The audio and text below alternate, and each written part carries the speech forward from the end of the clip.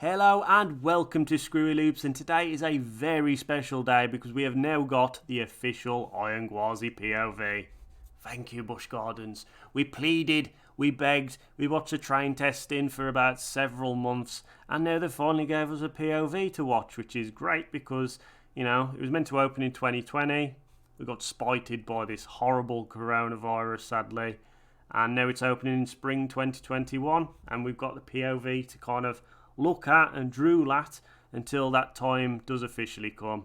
So what I'm going to do is watch it now, like, you know, get my initial reactions, just watch it in one sitting, and then I'll go back and go through each individual element and section of the track and give my thoughts on those, the highlights, the lowlights, if there even is any. So yeah, let's check it out, you know, Iron Gwazi. Before I start, hitting like on that. Busch Gardens, love ya. Let's go. North America's tallest, the world's fastest, the world's steepest hybrid coaster. Here we go. Oh my god. Holy cow, look at that drop. Whoa. It's like a twisted drop. There we go, some nice airtime over that. Absolutely hauling around this bit. Right, here we go. Barrel roll, 0G drop. I don't know what the hell that is. Man, it's absolutely flying. Whoa. that was a wave turn then. That was insane. Oh, that another wave turn. Okay. 0G stall. This is packing all the elements, man. This is packing it all. Right, here we go.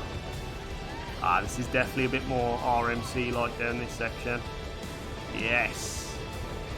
And yeah, oh, there we go. Iron Gwazi opening in spring 2021. I think my initial impressions are it's very fast. I can tell that. It absolutely flies around that layout. It's very graceful, which is something I'd say about Zadra as well. When I went on that earlier this year, Zadra kind of flies around the track at some speed, but the elements are so drawn out, it kind of has this graceful feel where you're just kind of flowing around the track, if that makes sense. It's a fantastic feeling. It's not going to be like Steel Vengeance. Steel Vengeance is definitely a bit more aggressive on the airtime moments.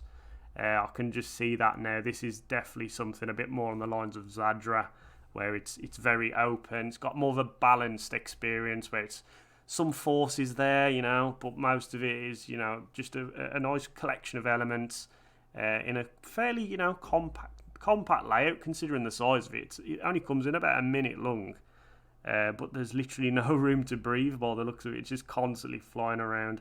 Let's go back and see things from, you know, element to element. So, you know, initially we got the world's tallest, fastest hybrid coaster, you know, and the steepest. So we've got like a big drop. I think, is it roughly, it's about 206 feet, I believe. And you go around 76 miles per hour. This is just off the top of my head. I know you go over 70 miles an hour. The first drop's 91 degrees, so that is pretty damn steep. So Steel Vengeance and Zadra, which are the other two RMCs at a similar height, a similar scale, let's say, they have 90-degree drops. Whether the 1 degree will make much of a difference, we'll have to find out. But the thing that kind of piques my interest more than that degree is the bottom of this drop, how it swoops down here. Look at this, it swoops to the right. So normally on these RMCs, Steel Vengeance, Zadra, they're very straight. They go down a straight drop, hit like an ejector hurl. On this it's very different. You go to the bottom, it'll swoop to the right, which I'd imagine I'll probably give a bit more of a forceful sensation, so that'd be quite interesting to see how that goes.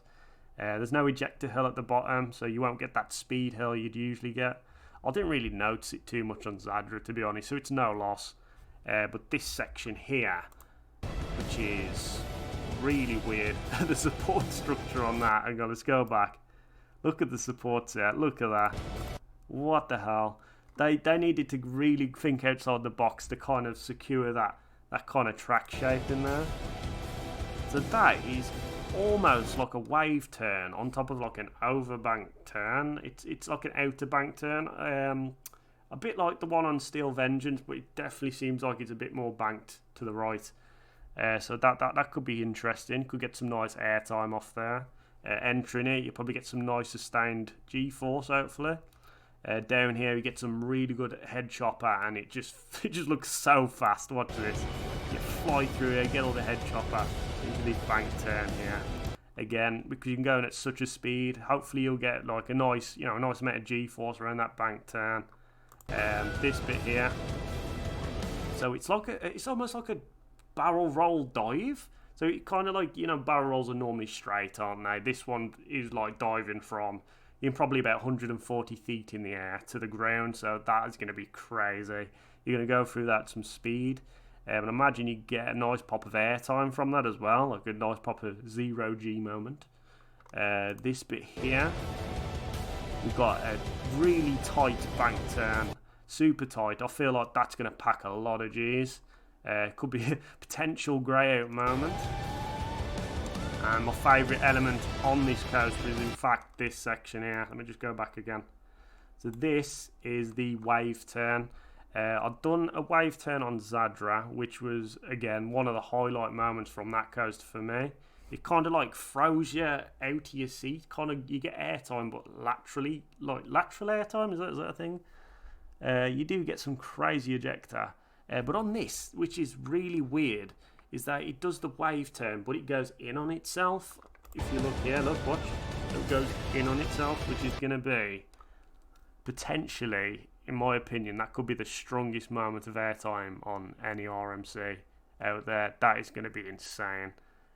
The wave turn on Zadra, in my opinion, is the strongest moment of airtime on that. So, this could be, a very strong moment. So I'm looking forward to that. And you go up here, another small wave turn, which is quite nice, into the 0G stall. So there, it's not a massive 0G stall, but I think you're going to get a nice second or so of hang time, if that's your thing. It's really impressive on Zadra, to be honest. I really enjoyed that element. Feels like the entire world just flips on its head. It's great, especially if you can go through that as some like nice pace into it.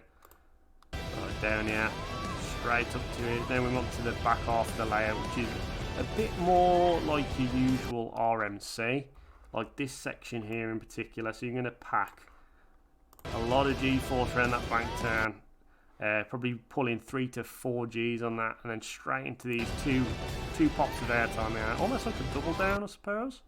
So that's going to be fun. So you got all the forces, nice pops of airtime. Again, another heavy moment of G-force. There's a lot of sustained G-force around this section. And again, another pop of airtime before finally swooping back into the station there. That is, in my opinion, that is an excellent layout. It's not super long. It's not going to be like Steel Vengeance.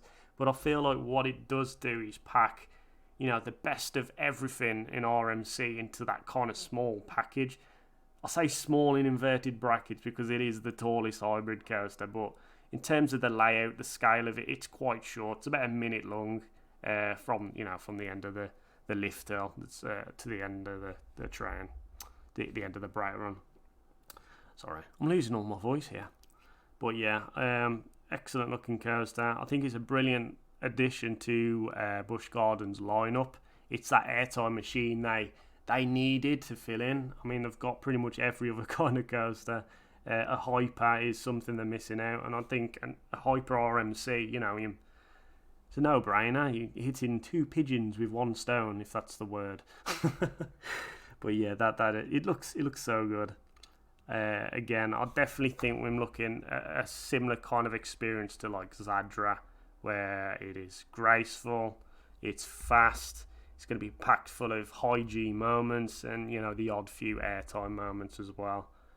So we're going to look forward to that in spring 2021. Let us know what you think of Iron Gwazi from the POV. Are you excited? Are you disappointed? Are you skeptical? Just let us know in the comments below.